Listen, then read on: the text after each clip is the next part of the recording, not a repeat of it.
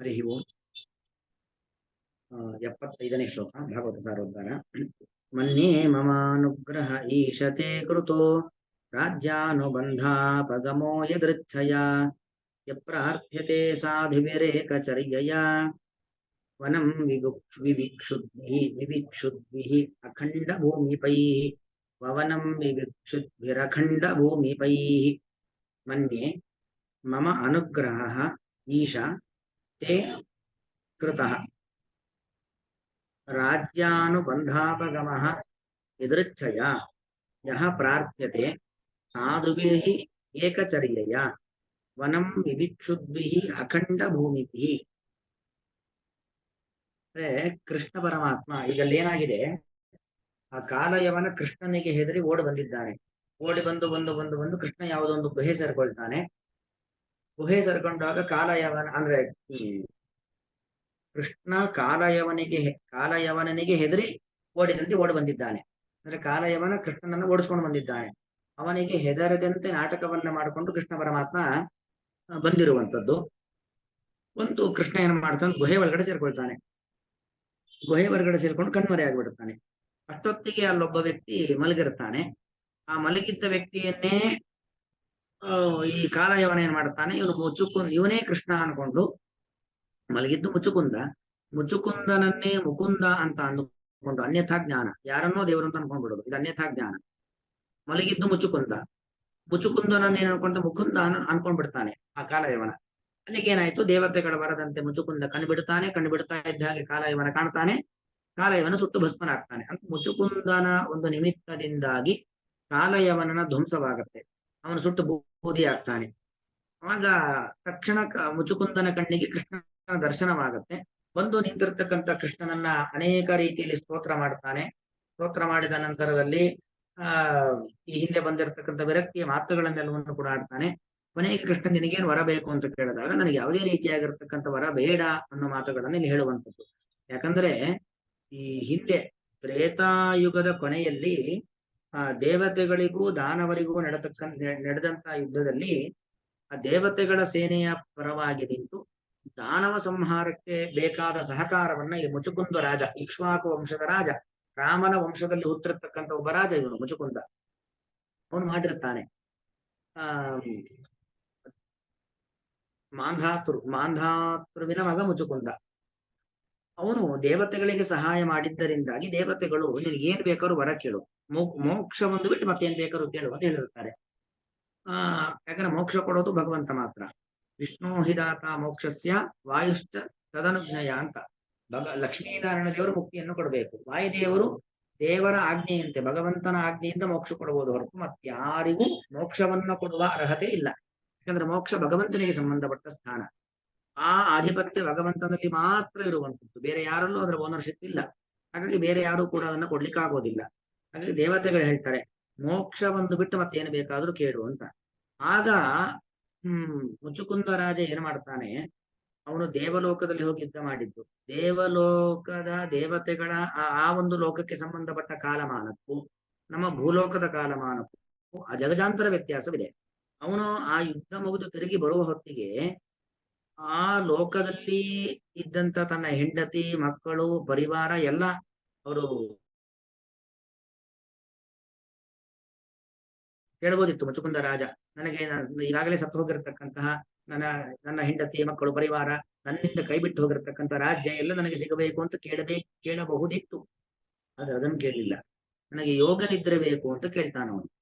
ಯಾಕೆ, ಎಚ್ಚರಿದ್ರೆ ಏನಾಗತ್ತೆ, ವಿಷಯ ಪದಾರ್ಥಗಳ ಸಂಪರ್ಕ, ಅವುಗಳ ಬಗ್ಗೆ ಆಸಕ್ತಿ ಹುಟ್ಟಬಹುದು, ಅವುಗಳ ಬಗ್ಗೆ ವ್ಯಾಮೋಹ ಹುಟ್ಟಬಹುದು, ಮತ್ತೆ ರಾಗ, ದ್ವೇಷ ಇದೆಲ್ಲವೂ ಕೂಡ ಆಗುವಂತ ಸಾಧ್ಯತೆ ಇರುತ್ತೆ. ಅದಕ್ಕೋಸ್ಕರವಾಗಿ ಯೋಗ ನಿದ್ರೆಯನ್ನ ಕೇಳಿ ಭಗವಂತನನ್ನ ಧ್ಯಾನಿಸ್ತಾ ಮಲಗಿರ್ತಾನೆ. ಮಲಗೋದು ಅಂದ್ರೆ ನಮ್ಮ ತರ ನಿದ್ದೆ ಅಲ್ಲ, ಭಗವದ್ ಧ್ಯಾನವನ್ನ ಮಾಡಿಕೊಂಡು ಮಲಗಿರ್ತಾನೆ. ಯಾರಾದ್ರೂ ಎಬ್ಬಿಸಿದ್ರೆ ನನ್ನ ದೃಷ್ಟಿಗೆ ಅವರು ಸುಟ್ಟು ಹೋಗ್ಲಿ ಅಂತ ಒಂದು ವರವನ್ನು ಕೂಡ ಪಡೆದಿರ್ತಾನೆ. ಹಾಗೆ ವರವನ್ನ ಪಡೆದು ಗುಹೆಯಲ್ಲಿ ಮಲಗಿರತಕ್ಕಂಥವನು ಮುಚುಕುಂದ ರಾಜ. ಅವನ ಕಣ್ಣಿನ ದೃಷ್ಟಿಗೆ ಬಿದ್ದ ಕಾಲಯವನ ಸುಟ್ಟು ಭಸ್ಮನಾದ. ಕೃಷ್ಣ ಪ್ರತ್ಯಕ್ಷನಾಗ್ತಾನೆ. ಏನು ನಿನಗೆ ಬರಬೇಕು ಕೇಳು ಅಂತ ಕೇಳಿದಾಗ ನೋಡಿ, ಕೃಷ್ಣನ ಒಂದು ಯುಗ ದ್ವಾಪರ ಯುಗ, ಅಂದ್ರೆ ಅಷ್ಟು ದೀರ್ಘಾಯುಷ್ಯ ಅವನಿಗೆ. ತ್ರೇತಾಯುಗದ ಅಂತ್ಯದಿಂದ ಹಿಡಿದು ದ್ವಾಪರ ಯುಗದ ಕೃಷ್ಣ ಅಂದ್ರೆ ಮಧ್ಯ ಇಲ್ಲಿವರೆಗೆ ಅವನಿದ್ದಾನೆ. ಅಷ್ಟು ದೀರ್ಘಾಯುಷ್ಯವನ್ನ ಪಡೆದಿರತಕ್ಕಂಥ ಮುಚುಕುಂದ ರಾಜನ ಬಳಿ ಕೃಷ್ಣ ಏನ್ ಬೇಕು ಅಂತ ಕೇಳಿದಾಗ ನನಗೇನೂ ಬೇಡ, ನನ್ನ ಬಗ್ಗೆ ನೀನು ಅನುಗ್ರಹವನ್ನೇ ಮಾಡಿದ್ಯಾ ಅನ್ನೋ ಮಾತುಗಳನ್ನ ಇಲ್ಲಿ ಆಡುವಂತ ಸಂದರ್ಭ. ಈಶಾ ಅಂತ ಸಂಬೋಧನೆ, ಭಗವಂತನಿಗೆ ಮುಚುಕುಂದ ಮಾಡುವಂತ ಸಂಬೋಧನೆ. ಅದೇ ಭಗವಂತನೇ ಏ ಅಂದ್ರೆ ನಿನ್ನಿಂದ ಅಂತ ಅರ್ಥ, ನಿನ್ನಿಂದ ನನಗೆ ಅನುಗ್ರಹವೇ ಮಾಡಲ್ಪಟ್ಟಿದೆ. ಭಗವಂತ ನೀನು ನನ್ನ ಮೇಲೆ ಪರಮಾನುಗ್ರಹವನ್ನ ಮಾಡಿದ್ದೀಯಾ ಅನ್ನೋದನ್ನ ಹೇಳ್ತಿದ್ದಾನೆ. ಈಶಾ ಏ ಮಮ ಅನುಗ್ರಹ ಕೃತಃ ಇತಿ ಮನ್ಯೆ, ನಿನ್ನಿಂದ ನನಗೆ ಅನುಗ್ರಹವು ಮಾಡಲ್ಪಟ್ಟಿದೆ ಎಂಬುದಾಗಿ ತಿಳಿದಿದ್ದೇನೆ. ಯಾಕಂದ್ರೆ ನನಗೆ ಈ ವಿರಕ್ತಿ ಬಂದುಬಿಟ್ಟಿದೆ. ಈ ವಿರಕ್ತಿ ಬಂದುಬಿಟ್ಟಿದೆ, ಆದ್ರಿಂದಾಗಿ ಎಲ್ಲರೂ ಬಯಸುವಂಥದ್ದು ವಿರಕ್ತಿ. ಅಂತಹ ವಿರಕ್ತಿ ನನಗೆ ನಿನ್ನ ಅನುಗ್ರಹದಿಂದ ಸಿಕ್ಕಿಬಿಟ್ಟಿದೆ ಅಂದಮೇಲೆ ಅರ್ಥ ಏನು? ನೀನು ನನ್ನ ಮೇಲೆ ಅನುಗ್ರಹವನ್ನ ಮಾಡಿದ್ದೀಯಾ ಎಂಬುದಾಗಿ ಅರ್ಥ. ನೀನು ಇಷ್ಟೆಲ್ಲ ನನ್ನ ಮೇಲೆ ಅನುಗ್ರಹವನ್ನ ಮಾಡಿರಬೇಕಾದ್ರೆ ನನಗೆ ಯಾವುದೇ ರೀತಿಯಾಗಿರ್ತಕ್ಕಂಥ ಬಯಕೆ ನನ್ನಲ್ಲಿ ಇಲ್ಲ ಅನ್ನೋದನ್ನ ಮುಚುಕುಂದ ರಾಜ ಸ್ಪಷ್ಟಪಡಿಸ್ತಾ ಇದ್ದಾನೆ. ಈಶಾ ಮಮ ಅನುಗ್ರಹ ಏ ಕೃತಃ ಇತಿ ಮನ್ಯೆ, ನಿನ್ನಿಂದ ನನ್ನ ಮೇಲೆ ಅನುಗ್ರಹವು ಮಾಡಲ್ಪಟ್ಟಿದೆ. ಉಭ್ಯಂತೆ ಅಥವಾ ತ್ವತುತೆ ಹಾಗೆ ಇಟ್ಕೊಳ್ಳು, ನಿನ್ನಿಂದ ಅಂದ್ರೆ ಇಲ್ಲಿ ತೇ ಅಂತ ಬರುವಂಥದ್ದು ಒಂದು ಸಹತೌತೆ ಶಬ್ದದಲ್ಲೂ ಬರುತ್ತೆ, ಇನ್ನು ಯುಷ್ಮ ಶಬ್ದದಲ್ಲೂ ತೇ ಎಂಬುದಾಗಿ ರೂಪ ಬರುತ್ತೆ. ಅಲ್ಲಿಯೂ ಇಲ್ಲಿ ಚತುರ್ಥಿ ಭಕ್ತಿಯಲ್ಲಿ ಬರುತ್ತೆ, ಷಷ್ಠಿ ಭಕ್ತಿಯಲ್ಲಿ ಬರುತ್ತೆ. ಇಲ್ಲಿ ಬಂದಿರತಕ್ಕಂಥದ್ದು ಚತುರ್ಥಿ ಭಕ್ತಿ ಅಂದ್ರೆ ನಿನ್ನಿಂದ, ನಿನ್ನ ದೆಸೆಯಿಂದ ಎಂಬ ಅರ್ಥದಲ್ಲಿ ಚತುರ್ಥಿ ಭಕ್ತಿಯ ರೂಪ. ನಿನ್ನಿಂದ ನನಗೆ ಅನುಗ್ರಹವೇ ಮಾಡಲ್ಪಟ್ಟಿದೆ. ಅಥವಾ ಷಷ್ಠಿ ಭಕ್ತಿ ಹೇಳ್ಬೋದು, ತವತೆ ಅಂತ ಷಷ್ಠಿ ಭಕ್ತಿ. ನೀನು ನನ್ನ ಮೇಲೆ ಅನುಗ್ರಹವನ್ನೇ ಮಾಡಿದ್ದೀಯ, ನಿನ್ನಿಂದ ನಾನು ಅನುಗ್ರಹಿತನಾಗಿದ್ದೇನೆ. ಯಾಕೆ? ಯದೃಚ್ಛಯ ರಾಜ್ಯಾನುಬಂಧ ಅಪಗಮಃ ಕೃತಃ ತೇ ಕೃತಃ, ನೀನೇನು ಮಾಡಿದ್ದೀಯಾ? ರಾಜ್ಯಾನುಬಂಧ, ರಾಜ್ಯದ ಜೊತೆಗೆ ಒಂದು ಬಂಧ ಇತ್ತು, ಬರೀ ಬಂಧ ಅಲ್ಲ, ಅನುಬಂಧ, ನಿರಂತರವಾದ ಒಂದು ಬಂಧ ಇತ್ತು. ಇಕ್ಷ್ವಾಕುವಂಶದ ರಾಜ ನಾನು, ಮಾಂಧಾತೃವಿನ ಮಗ ನಾನು. ನನಗೆ ಅನೇಕ ಹೆಂಡತಿಯರು, ಮಕ್ಕಳು, ರಾಜ್ಯ ಸಂಪತ್ತು ಇದೆಲ್ಲ ಇತ್ತು. ಆ ಅನುಬಂಧ ಇತ್ತಲ್ಲ, ಆ ರಾಜ್ಯದ ಅನುಬಂಧ, ರಾಜ್ಯ ಅಂದ್ರೆ ಬರೀ ಒಂದು ಸಿಂಹಾಸನ ಮಾತ್ರ ಅಲ್ಲ, ಅದಕ್ಕೆ ಸಂಬಂಧಪಟ್ಟ ಸಕಲ ಪರಿವಾರ, ಸಕಲ ಸಂಪತ್ತು ಎಲ್ಲದರ ಜೊತೆಗೆ ಒಂದು ಅನುಬಂಧ ಇತ್ತು. ಆ ಅನುಬಂಧ ಯದೃಚ್ಛಯ ಅಪಗಮಃ ಕೃತಃ. ಯದೃಚ್ಛ ಶಬ್ದಕ್ಕೆ ಸಾಮಾನ್ಯ ಸಂಸ್ಕೃತದಲ್ಲಿ ಆಕಸ್ಮಿಕ ಅಂತ, ಆಕಸ್ಮಿಕವಾಗಿ ಅದು ದೂರವಾಯಿತು, ಅಪಗಮವಾಯಿತು ಅಂದ್ರೆ ದೂರವಾಯಿತು ಅಂತ ಅರ್ಥ. ಆಕಸ್ಮಿಕವಲ್ಲ. ಯದೃಚ್ಛ ಶಬ್ದಕ್ಕೆ ಶಾಸ್ತ್ರದಲ್ಲಿ ಅರ್ಥ ಅಂದ್ರೆ ನಿನ್ನ ಇಚ್ಛೆ ಅಂತ ಅರ್ಥ, ಭಗವದ್ ಇಚ್ಛೆ. ಯದೃಚ್ಛ ಭಗವದಿಚ್ಛಾ ಸ್ಯಾದಂತ. ಯದೃಚ್ಛ ಶಬ್ದಕ್ಕೆ ಅರ್ಥ ಏನು? ದೇವರ ಇಚ್ಛೆ. ನಿನ್ನ ಇಚ್ಛೆಯಂತೆ ನನ್ನ ರಾಜ್ಯದ ಬಂಧದ ಅನುಬಂಧ ಅದು ಅಪಗಮವಾಗಿದೆ, ದೂರ ಸರಿದುಬಿಟ್ಟಿದೆ. ಎಲ್ಲರೂ ಅದನ್ನು ಬಯಸ್ತಾರೆ. ಈ ಒಂದು ಜಂಜಾಟ, ಈ ಬಂಧನ ಯಾವುದೂ ಬೇಡ ಅಂತ ಸಾತ್ವಿಕ ರಾಜರುಗಳು ಬಯಸುವಂಥದ್ದು. ಆದ್ರೆ ನಾನು ಬಯಸದೇ ಬಂದ ಭಾಗ್ಯ ನನಗೆ, ನಿನ್ನ ಇಚ್ಛೆಯಿಂದಾಗಿ ರಾಜ್ಯ ಬಂಧದ ಅಪಗಮ ನನಗಾಗಿದೆ. ಯಾಕೆ? ಯಹ ಪ್ರಾರ್ಥ್ಯತೆ ಸಾ ಏಕಚರ್ಯಯ ವನಂ ವಿವಿಕ್ಷುದ್ಭಿ ಸಾಧುಭಿ ಅಖಂಡ ಭೂಮಿಪೈ, ಅಖಂಡ ಭೂಮಂಡಲದ ಆಧಿಪತ್ಯವನ್ನು ಹೊಂದಿರ್ತಾರೆ. ಈಗ ಅನೇಕ ರಾಜರುಗಳು, ಜನಕ ಮಹಾರಾಜ ಇರಬಹುದು, ಋತು ಚಕ್ರವರ್ತಿ ಇರಬಹುದು, ಹೀಗೆ ಭರತ ಇರಬಹುದು, ಹಾಗೆ ಸಾವಿರಾರು ಪರಂಪರೆಯಲ್ಲಿ ಬಂದಿರತಕ್ಕಂಥ ರಾಜರು ಅವರು ಎಂತವರು ಸಾಮಾನ್ಯ ರಾಜರಲ್ಲ, ಅಖಂಡ ಭೂಮಿಪರು.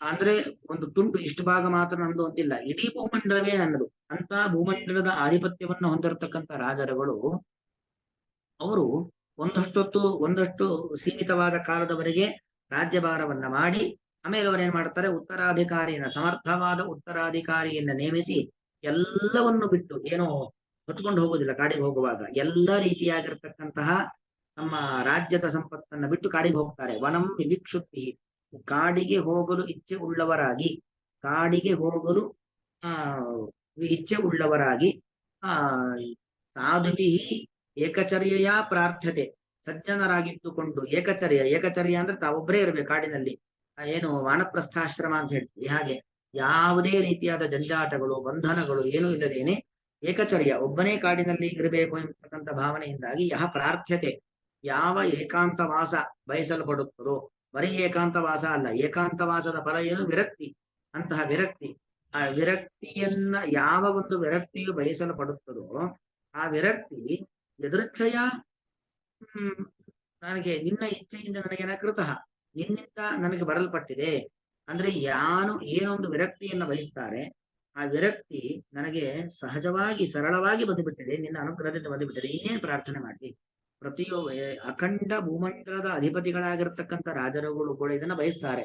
ಅಂತಹ ಒಂದು ವಿರಕ್ತಿ ನನಗೆ ನಿನ್ನ ಇಚ್ಛೆಯಿಂದ ಈಗಾಗಲೇ ಸಿಕ್ಕಿಬಿಟ್ಟಿದೆ, ಮತ್ತಿನ್ನೇನು ನನಗೆ ಬೇಡ ಎಂಬುದಾಗಿ ಆ ಕೃಷ್ಣನ ಮುಂದೆ ಮುಚುಕುಂದ ರಾಜ ಮಾಡತಕ್ಕಂಥ ಒಂದು ಪ್ರಾರ್ಥನೆ. ಹೇ ಈಶಾ, ಎಲೆ ಭಗವಂತನೇ, ಎದೃಚ್ಛಯ ಶಬ್ದಕ್ಕೆ ನಿನ್ನ ಇಚ್ಛೆಯಿಂದಾಗಿ ಅಂತ ಅರ್ಥ. ನಿನ್ನ ಇಚ್ಛೆಯಿಂದಾಗಿ ರಾಜ್ಯಾನುಬಂಧಾಪಗಮ ಅಂದ್ರೆ ರಾಜ್ಯಾಧಿಪತಿ ಅಪಗಮ ಅಂದ್ರೆ ರಾಜ್ಯ ಮೊದಲಾಗಿರತಕ್ಕಂಥದ್ದೆಲ್ಲವೂ ಕೂಡ ರಾಜ್ಯಾಧಿಪತ್ಯಾಪಗಮ ಅಂದ್ರೆ ಏನೇನು ನನಗೆ ನನ್ನ ಜೊತೆಯಲ್ಲಿತ್ತು ಅದೆಲ್ಲವೂ ಕೂಡ ಏನು ಅಪಗಮ, ದೂರ ಸರಿದಿದೆ. ಸಹತೆ ಅದೇ ಹೇಗಾಯ್ತು ಸಹ ಅಂತಹ ರಾಜ್ಯಾದಿಗಳ ಅಪಗಮ ತೇ ಕೃತಃ, ತೇ ಅನ್ನೋದು ತೃತೀಯ ವಿಭಕ್ತಿ ತ್ವಯಾ ಕೃತ, ನಿನ್ನಿಂದ ಮಾಡಲ್ಪಟ್ಟಿದೆ. ಈ ನೀನು ಏನು ನನ್ನ ರಾಜ್ಯವನ್ನು ಕಿತ್ಕೊಂಡಿದ್ಯಾ, ಮಮ ಅನುಗ್ರಹ ಇತಿ ಮನ್ಯೆ, ಇದು ಮೈ ಅನುಗ್ರಹ, ನೀನು ಮಾಡಿರತಕ್ಕಂಥ ಇದೇ ದೊಡ್ಡ ಅನುಗ್ರಹ. ಏಕಾಕಿತಯ ಸಾಧುಬಿರಿ ಏಕಚರ್ಯ, ಏಕಚರ್ಯ ಅಂದ್ರೆ ಏಕಾಕಿತಯ, ಒಬ್ಬನೇ, ಯಾವ ಜಂಜಾಟಗಳು ಬಂಧನಗಳು ಇಲ್ಲದೇನೆ ಒಬ್ಬನೇ ಏಕಾಕಿತಯ. ತತ್ಪೂಜಾಂ ಕರ್ತುಂ, ನಿನ್ನ ಆರಾಧನೆಯನ್ನ ಮಾಡ್ಲಿಕ್ಕೋಸ್ಕರವಾಗಿ ವನಂ ಪ್ರವೇಶಂ ಇಚ್ಛುಭಿ ಸಾಧುಭಿ, ಕಾಡನ್ನು, ಯಾಕಂದ್ರೆ ಮತ್ತೆ ರಾಜ್ಯದಲ್ಲಿದ್ರೆ ಯಾರೋ ಸಾವಿರಾರು ಜನ ಬರ್ತಾರೆ, ಏನೋ ಸಂಪತ್ತು ಬರುತ್ತೆ, ಸಮಸ್ಯೆಗಳು ಬರ್ತವೆ, ಶತ್ರುಗಳ ಆಕ್ರಮಣವಾಗತ್ತೆ, ಅದಕ್ಕೆ ಪ್ರತಿಸ್ಪಂದಿಸಬೇಕಾಗತ್ತೆ. ಎಲ್ಲವನ್ನು ಕೂಡ ಬಿಟ್ಟು ವನಂ ಪ್ರವೇಶಂ ಇಚ್ಛುಭಿ ಸಾಧುಭಿ, ಕಾಡನ್ನು ಪ್ರವೇಶಿಸಲು ಇಚ್ಛಿಸುವಂತಹ ಸಜ್ಜನರಿಂದ, ಅಂದ್ರೆ ಕಾಡನ್ನು ಪ್ರವೇಶಿಸಲು ಇಚ್ಛಿಸುವ ಸಜ್ಜನರು ಏನನ್ನ ಪ್ರಾರ್ಥನೆ ಮಾಡ್ತಾರೋ, ಕರ್ಮಣಿ ಪ್ರಯೋಗದಲ್ಲಿದೆ, ಆದ್ರಿಂದ ತೃತೀಯ ವಿಭಕ್ತಿ. ಅಖಂಡ ಮಂಡಲಾಧಿಪತಿ ಅಪಿ, ಅದೇನು ಸಾಮಾನ್ಯ ವ್ಯಕ್ತಿಗಳಲ್ಲ, ಅಖಂಡ ಭೂಮಂಡಲದ ಅಧಿಪತಿ, ಮಂಡಲ ಸುತ್ತ ಇರುವಂತ ಎಲ್ಲಾ ಜಾಗಕ್ಕೂ ಅಧಿಪತಿಗಳಾಗಿರ್ತಾರೆ ಅವರು. ರಾಜ್ಯಾನುಬಂಧಾಪಗಮ ಸ್ವಯಂ ಪ್ರಾರ್ಥ್ಯತೆ, ರಾಜ್ಯಾನುಬಂಧದ ಅಪಗಮ, ರಾಜ್ಯ ಅನುಬಂಧ ಅದು ದೂರ ಹೋಗ್ಬೇಕೆಂಬುದು ಪ್ರಾರ್ಥನೆ ಮಾಡ್ತಾರೆ. ಅತಃ ಇತಿ, ಯಾವ ಒಂದು ಕಾರಣದಿಂದ ಪ್ರಾರ್ಥನೆ ಮಾಡ್ತಾರೋ ಅದು ನನಗೆ ನಿನ್ನ ಅನುಗ್ರಹದಿಂದ ಅನಾಯಾಸವಾಗಿ ಸಿಕ್ಬಿಟ್ಟಿದೆ, ಹಾಗಾಗಿ ನನಗೆ ಯಾವುದು ಬೇಡ, ಹಾಗಾಗಿ ನೀನು ಅನುಗ್ರಹವನ್ನೇ ಮಾಡಿದ್ದೀಯಾ, ಇನ್ನೇನು ನನಗೆ ಅನುಗ್ರಹ ಮಾಡಬೇಕಾಗಿಲ್ಲ ಎಂಬತಕ್ಕಂತಹ ಒಂದು ಮಾತನ್ನ ಮುಚುಕುಂದ ಇಲ್ಲಿ ಆಡುವಂಥದ್ದು. ಈಶಾ, ಕೆಲೆ ಭಗವಂತನೇ, ನಿನ್ನಿಂದ ಮಮ ಅಂದ್ರೆ ಮೈ ಅಂತ ಅರ್ಥ, ಮಮ ಅಂತಿದೆ ಅಲ್ಲಿ, ಮಮ ಮೇ ಆವಯೋಹೋನೋ ಅಸ್ಮಾಕಂ ನಃ, ನನ್ನ ಅಂತಿದೆ, ನನ್ನ ವಿಷಯದಲ್ಲಿ ನಿನ್ನಿಂದ, ತೇ ಅಂದ್ರೆ ತ್ವಯ ನಿನ್ನಿಂದ ಅಂತ ಅರ್ಥ, ನಿನ್ನಿಂದ ಅನುಗ್ರಹ ಕೃತ, ಅನುಗ್ರಹ ಮಾಡಲ್ಪಟ್ಟಿದೆ ಎಂಬುದಾಗಿ ತಿಳಿದುಕೊಳ್ಳುತ್ತೇನೆ, ಮನ್ಯೆ ತಿಳಿದುಕೊಳ್ಳುತ್ತೇನೆ. ಯದೃಚ್ಛಯ ನಿನ್ನ ಇಚ್ಛೆಯಿಂದ, ರಾಜ್ಯಾನುಬಂಧಾಪಗಮ ರಾಜ್ಯದ ನಿರಂತರವಾದ ಸಂಪರ್ಕ, ಅನುಬಂಧ ಅಂದ್ರೆ ನಿರಂತರ ಸಂಪರ್ಕ, ಅದೇನಾಗಿದೆ ಅಪಗಮವಾಗಿ ದೂರ ಸರಿದಿದೆ.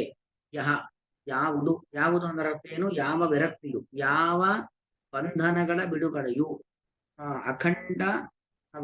ಅಖಂಡ ಭೂಮಿಪೈಹಿ ಸಮಸ್ತ ಭೂಮಂಡಲವನ್ನ ಆಳಿದಂತಹ ಸಾಧುಭಿಹಿ ಸಜ್ಜನಾರಾದಂತಹ, ವನಂ ವಿವಿಕ್ಷುದ್ಭಿಹಿ ಕಾಡನ್ನು ಪ್ರವೇಶಿಸಲು ಇಚ್ಛೆಯನ್ನು ಹೊಂದಿರತಕ್ಕಂತಹ ಸಾಧುಭಿಹಿ ಸಜ್ಜನರಾದ ರಾಜರುಗಳಿಂದಾಗಿ, ಏಕಚರ್ಯೆಯ ಏಕಾಂತ ಭಕ್ತಿಯಿಂದಾಗಿ ನಿನ್ನನ್ನ ಸೇವಿಸುವ ಸಲುವಾಗಿ, ಪ್ರಾರ್ಥ್ಯತೆ ಯಾವ ಒಂದು ವಿರಕ್ತಿ, ಯಾವ ಒಂದು ಏಕಾಂತವಾಸ ಪ್ರಾರ್ಥಿಸಲ್ಪಡುತ್ತದೋ ಸಹ ಅಂತಹ ಒಂದು ಏಕಾಂತವಾಸವು ಮೈ ಕೃತಃ ನನ್ನಲ್ಲಿ ನೀನು ಮಾಡಿಬಿಟ್ಟಿದ್ದೀಯಾ, ನನಗೆ ಅಂತ ಒಂದು ಏಕಾಂತವಾಸವನ್ನ ನೀನು ಕೊಟ್ಟಿದ್ದೀಯ ಭಗವಂತ, ಹಾಗಾಗಿ ಇನ್ನೇನು ನನಗೆ ಬೇಕಾಗಿಲ್ಲ, ನಿನ್ನ ಅನುಗ್ರಹ ನನ್ನ ಮೇಲೆ ಆಗಿದೆ ಅಂತ ಮುಚ್ಚುಕುಂದ ಹೇಳ್ತಕ್ಕಂಥ ಮಾತು. ಅಂತೂ ಒಬ್ಬ ವ್ಯಕ್ತಿಯ ಜೀವನದ ಪರಮ ಗುರಿ ಏನಾಗಿರಬೇಕು ಅಂತ ಹೇಳಿದ್ರೆ ವಿರಕ್ತಿಯನ್ನ ಪಡಿಬೇಕು. ಆ ವಿರಕ್ತಿ ಯಾಕೆ, ತನ್ನ ಭಕ್ತಿಯನ್ನ ಜಾಸ್ತಿ ಮಾಡಿಕೊಂಡು ಭಕ್ತಿಯಿಂದ ಜ್ಞಾನವನ್ನ ಪಡೆದು,